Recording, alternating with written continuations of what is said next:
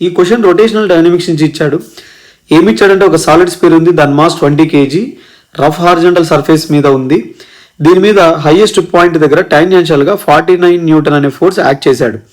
దీనివల్ల ఏమవుతుందంటే ఇది ఇలా టర్న్ అవుతుంది, దాంతోపాటు లీనియర్గా కూడా మూవ్ అవుతుంది. అయితే దీని యొక్క సెంటర్ యొక్క యాక్సలరేషన్ ఎంత అని అడుగుతున్నాడు క్వశ్చన్లో.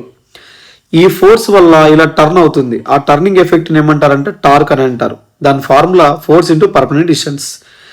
అబౌట్ దిస్ పాయింట్ ఈ ఫోర్స్కి పర్మనెంట్ డిస్టెన్స్ ఏమవుతుందంటే r + r 2r అవుతుంది అనమాట. టార్క్ ఇంకొక ఫార్ములా ఏమంటే I ఆల్ఫా. I అంటే moment of inertia about this point అని, మీన్స్ అబౌట్ టాంజెంట్ అని మీనింగ్ ఇక్కడ. పారలాక్స్ సిస్టమ్ ప్రకారం about tangent moment of inertia ఏమవుతుంది అంటే IO + mr².